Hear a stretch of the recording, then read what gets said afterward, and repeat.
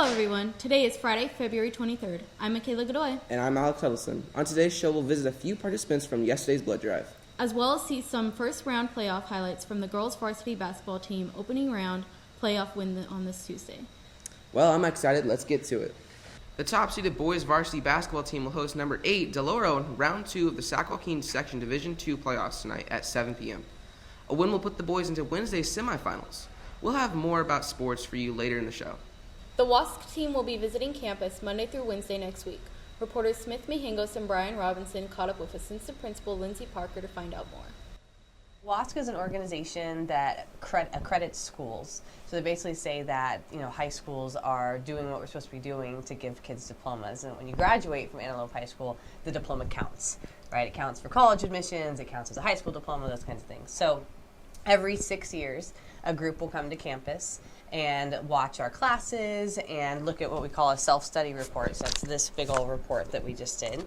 That as a school we put together over the past year, and they validate what's in here. So if we say, hey, we've got a really great world languages department and we have this many students taking the AP class and this many students taking the AP test, they look at those things and they say, oh yeah, that's really happening on campus, and they validate the study.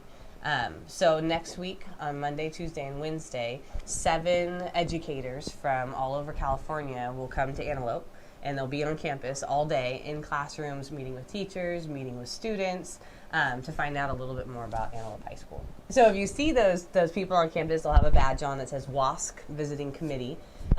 Be friendly, say hello, right? Ask them if they need help finding something. They may give you a pass to be part of a student group, like a student meeting. If you get that pass, please go and share your thoughts, answer their questions. They may ask you about Titan Pride, right? What is Titan Pride? They might ask you about Titan Up, which is the posters that you've seen in your classrooms, and we talked about a little bit on the first day back in January. But I mean, the big thing is just let them know, what we've got going on here at Antelope High School. Be friendly. Don't be worried if you see people you don't recognize on campus. They are supposed to be here. And then Wednesday when they leave, we'll find out a little bit about what they think of our school and, if they have any additional recommendations or additional commendations, things that they think that we're doing really great. Senior Dylan Waddell orchestrated a student-based vigil before school last Friday, honoring the 17 lives lost at the tragic Stoneman Douglas High School shooting in Parkland, Florida on February 14th. I was there and talked to drama instructor Richard Winters and Waddell about what inspired them to go through with this show of respect. So when I got home Wednesday on Valentine's Day and I heard the news about the school shooting in Florida, it really affected me. It really made me sad, made me angry, helpless. A lot of different stuff just kind of went around in my head. And that night I went to a group I belonged to, which I belonged to for 15 years. It's a group of men where we talk about what we want to do with our lives and how kind of lives we want to lead. And in the course of the evening, I talked about the school shooting, and I said, I want to do something. I feel like I can't just keep sitting by and waiting for somebody else to do something about it.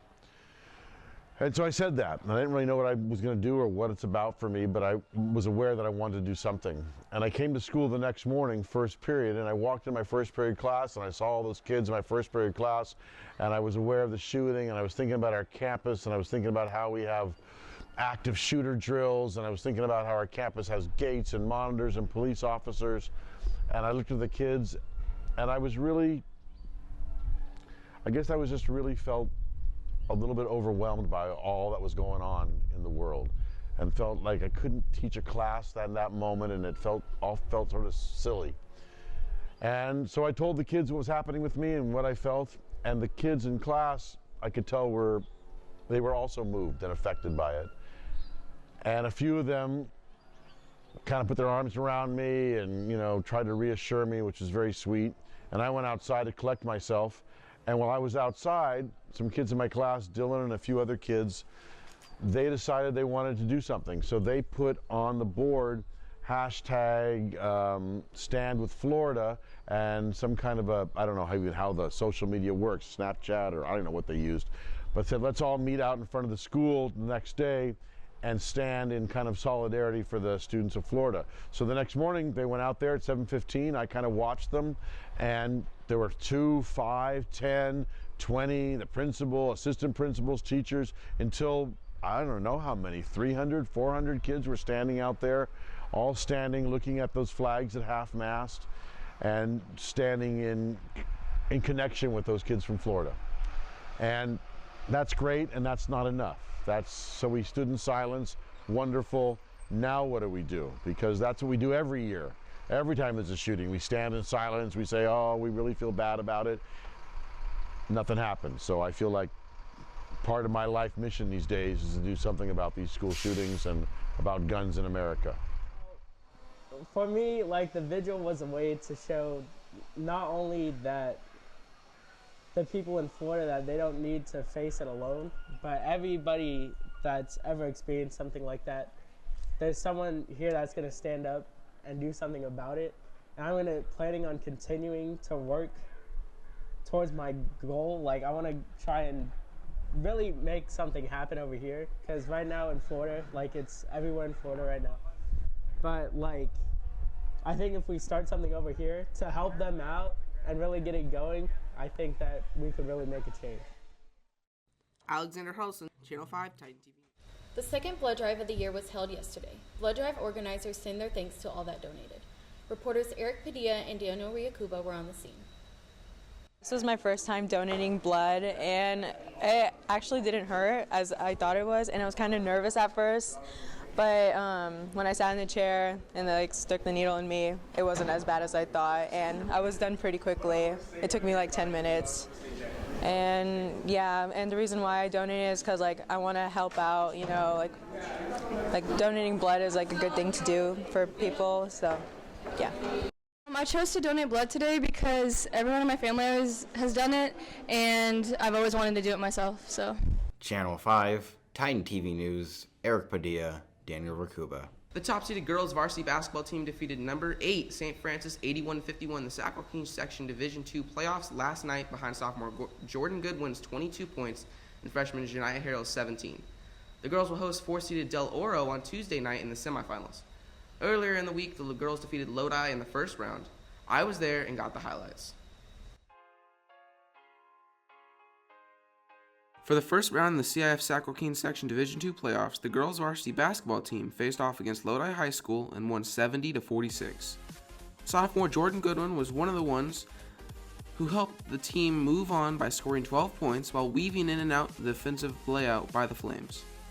She also was locking down on defense, assisted by teammate freshman Kaya Lassane, also leading the team in 3-pointers, making 2 on the night, and 14 points total.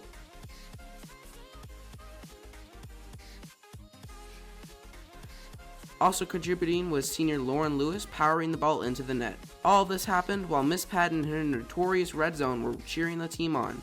Alexander Huddleston, Channel 5, Titan TV News. American River College is coming to town. Representatives from ARC will be here during Titan 28 on Thursday, answering any questions you might have about applying. Hello, fellow Link leaders. It's been a while since we last talked to our freshmen. On Monday, we'll have an after-school meetup on the soccer field. I can't wait to see y'all there. Applications for the SEAL Biliteracy are available. Please see Spanish instructor Amparo Quinones or your counselor. If you think you might qualify for this recognition, please stop by and pick up an application. Applications are due by March 15th by 3 p.m. No exceptions. The boys varsity soccer team defeated East Union 3-2 in round 2 of the Sacramento Section Division III playoffs last night. The third-seeded Titans will travel to Folsom on Tuesday to face the second-seeded Vista Del Lago. Well, that's all for this week, so it's been a while. Yeah, welcome back. You did really good today. Good job. Thank you. Have a great Friday, Titans. And an even better, super normal, regular 2-day weekend.